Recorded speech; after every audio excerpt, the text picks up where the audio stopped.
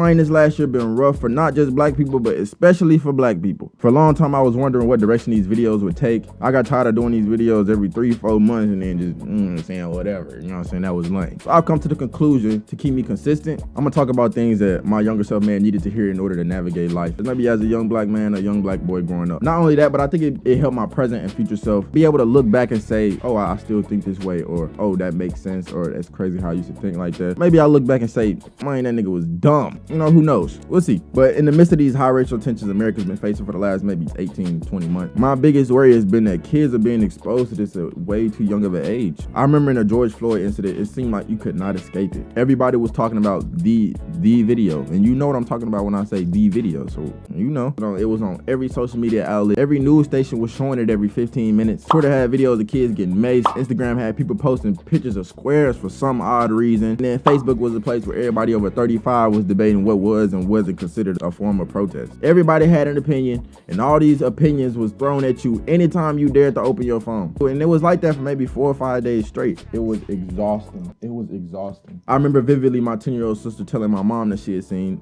the video. And of course, my mom, concerned, followed up with a long list of questions about how, what, when, where, why, what's going on. But I remember when my mom asked her where she'd seen the video, my sister told her she'd seen it on TikTok. And right then and there, it got very surreal for me. In that moment is when I realized my 10-year-old sister had seen a video of a man get murdered. Racial issues and racial motivations aside, the murder of another person is something I'm sure hundreds of millions of other 10, 9, 8-year-olds had to witness, just doing something a regular 10, 9, 8-year-old would do, scrolling through TikTok. And that thought made me very uncomfortable. I thought to myself, how would that shape my 10-year-old mind? How would that affect my interactions with the police? But not only the police, but just white people in general. Because this incident triggered a lot of other conversations about white privilege, about white fragility, about microaggressions. So what would me as a 10-year-old do with all these topics, along with the emotions that came with it? Because I know my biggest concerns when I was 10 years old was whether or not my mom made spaghetti or lasagna when I got home from school, or how Goku was gonna come back to life on Dragon Ball Z for the millionth time, or how to get past Bowser's fortified fortress on Super Mario Galaxy 2, because back then that shit was hard. These are the things I was thinking about as a 10-year-old.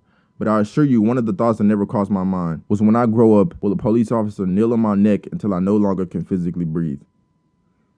They not hearing me though. I'm talking. Not down here. Stay tuned. I'm talking. But to anybody that's watching this, whether you're 10 years old or 70, I want to let you know that you're bigger than however small that video man made you feel. You're more than a punching bag for an oppressive system. And you're definitely more than a victim. There's more to being black than just being a target. I know you hear BLM and NAACP say all the time, we're fighting for our lives. When they say this, they don't mean the literal sense of just inhaling and exhaling. It's about fighting for people to experience life itself. It's about being fully engulfed in the black experience. It's about coming home to pine salt boiling on the oven to make the house smell good. It's about stuffing your face with pound cake while your daddy and uncle slam dominoes on that white fold-away table. Man, y'all know what I'm talking about. It's about them nights before weddings when all your cousins slept over at your granny house. It's about your mama drowning your face in baby oil on that first day of school. It's about knowing the Tom Jordan Morning Show theme song by heart. It's about being dead silent on that ride home from church because you sat up there and acted an ass for an hour and a half, and your mama came over and whispered, just wait till we get home.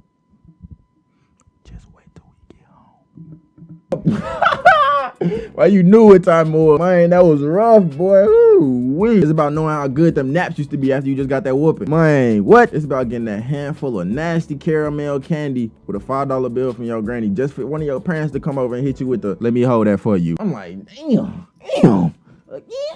At the my grandma would wanted to, hey, don't give me money while my mama around. You gotta give me that shit when we buy it. Come on now. It's also about driving past that McDonald's and you say, can we get McDonald's? And they hit you with, you got McDonald's money?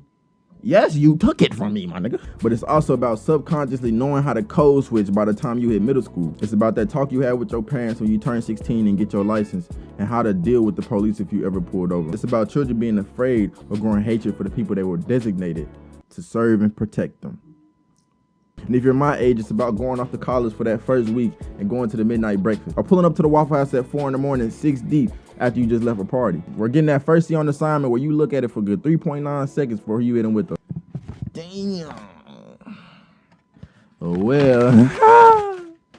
Man, you hitting the group chat like, what's the move? Nigga, go study. And if you older than that, it's about using that retirement check to get that new Cadillac that you only drive on Sundays. This is what the fight is for. This is what it's for the next generation of black boys and girls, to grow up without having to face racial traumas before they hit puberty. People are outraged because they're trying to preserve a 10-year-old's mind, to shield them from traumas that America has been dishing out for centuries on end. But I do want to remind every black man, woman, child that may be watching this, that you're more than your traumas, and you're definitely more than a victim.